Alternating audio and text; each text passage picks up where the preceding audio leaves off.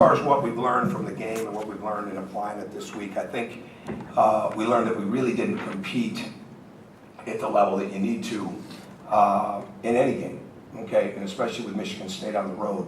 But we didn't compete, and because we didn't come and do the things that you have to do really well time and time again. You know, much like I said the other night, we didn't cut as hard as we needed to. We didn't play with the purpose on offense. We didn't have the quick ball movement like we needed. We didn't have the screening that we needed, and you've got to be able to play through the doldrums on both ends of the court. We didn't have as good a transition defense, and we just weren't as active as we needed to be with them. But we played hard, but we didn't play with an incredible competitiveness. But I think the biggest takeaway I hope they take from that is that there were numerous chances inside of that game, including late in the second half. A couple things go right to get back in the game. We missed some layups. We missed some open shots. We missed more shots that were open, and they did a very good job defensively. I mean, there's no question about that. But we also missed open shots. We missed shots that we make, and you can't get your head down on that. And unfortunately, we did a little bit. But with all that being said, there were still numerous times when we went through the film, we wanted to continue to show them that a stop here, a stop there, some combination of stops, some combinations of a couple things going in. One more pass, one more dribble, one less dribble, you know, those type of things. One more angle on the pass, one more drop of the shoulder on the second defender, all the things that go into it. There were numerous chances to be back in that game. They have to learn to understand, young players have a hard time with this, how long the game actually is. The game is a very long game, and especially when you have the ability to make shots like we do. But we weren't as competitive as we needed to be. So we put that. We tried to put you. It's never out of your mind. You work with that in your psyche as you go through it, and you prepare for Ohio State. And we've got to get tougher. There's no doubt about it. We've got to get tougher. We've got to get mentally tougher. We've got to continue to understand what works for us, and we've got to be very, very attentive. We're still building the heart and soul of this team, and the identity of this team every day has got to be a level of toughness. It's got to be a level of communication. It's got to be a level of determination. You know, all those things take care of the basketball part of it, and we've got to continue to build that. And in this league, I mean, you just keep going against one great team right after another, and that's what it'll be tomorrow with Ohio State. They're playing well. They've got some experienced leadership in the sense of the three seniors that start for them.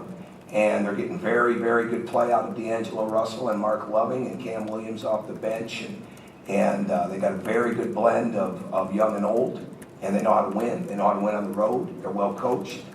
And they do some things extremely well. They run very well. They screen and execute their offense very well. They've got a very good ability to score at the rim and score from three. They create a lot of havoc defensively.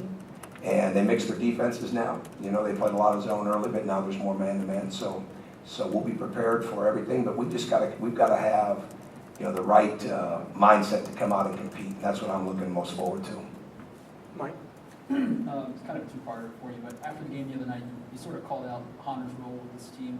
I'm just curious, how has he responded the last couple of days, and have you thought about making the switch? Well, I think he's responded well. I've thought about doing a lot of things, but we'll see how tomorrow turns out. But I think he's responded well. He's had a good week. You know, he knows he didn't play well. Have you thought about making a switch? I've thought about a lot of things. So I may make a switch there, like I said the other night. I don't know. I mean, and if I knew, I really wouldn't bring it up in here. So you know that. But we'll see. I mean, we've done a lot of different things in practice this week. We just got to get our execution on both sides of the court, and we've got to get our rebounding up, and he's capable of doing all of that for us. Tom, and you addressed this a little bit, that Ohio State's shooting almost like 53% from the field. What makes them so effective offensively? They're getting out on the break. D'Angelo Russell, he's taken about 100 more shots than anybody else on the team, but he also passes the ball pretty well. And I think the fact that they can score from three, the fact that they can score in the lane and they can post, they're the best screening team I've seen on film. And when it comes to time in and time out, setting screens, getting guys open. Now they got some big bodies, right? But they do a really good job of getting people open. So you've got to be determined to deal with that. And then they do a good job of getting the ball where they want it. And at the same time, they play to their strength. Shannon Scott can get to the basket, he's shooting the three better. Sam Thompson's improved his range, but he's always going to be a tremendous cutter, slasher, offensive rebounder, out of bounds play guy. And you got to be aware of where he's at all the time. Loving and Russell are shooting very good percentages. I think Amir Williams is 73, 74% in the last 5 games. Cam Williams is shooting a tremendous percentage. So they're getting good looks. They're getting really good looks. And that's, we've got to take those away. You talked the other night about the difference between being excited to play and being ready to compete. For young players, is that one of the hardest things to differentiate? And you know, is it different by the individual, or is it more a youth thing? Well, I think it's both. I think it's both, but it's individual. I mean, it becomes, you got to. I wasn't real impressed with our leadership the other night. I think I said that in the part that's when you got to have guys rally together. But you can't get quiet when it's not going well for you. And somebody's got to be the momentum getter. There was numerous times momentum was up for grabs. First half, second half. And as good as they were playing, momentum was still up for grabs. And they kept it. We didn't grab it. And so that becomes, you never know who's going to grab momentum. Could it be, is it youth? Is it an older guy? Is it a big guy? Is it a guard? You never know. You just got to be prepared when it's there. And that's one of the great mysteries of sports. You never know how that's going to turn out inside the game, but you got to be ready to pounce on it when it's there. So we didn't do that. They did a great job of controlling momentum, and it hurt us. Let's try one more. James has, I guess, hit a little bit of a rough patch shooting from behind the arc and inside it the last, I think, 3, 4, 5 games. When you got a young guy like that that's obviously had a lot of success scoring the ball, shooting the ball throughout his career, and maybe just hits his first rocky patch in college, how do you work him through that? Well, a couple of things. First off, he's pretty good at knowing how to do it.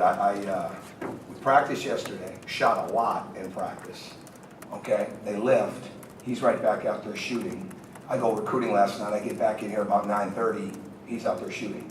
You know, I'm not worried about him. The last thing I'm worried about is him making shots. I think now shot preparation, being ready to shoot, coming off screens better, getting out in transition, using the ball screen better, those all become parts of it.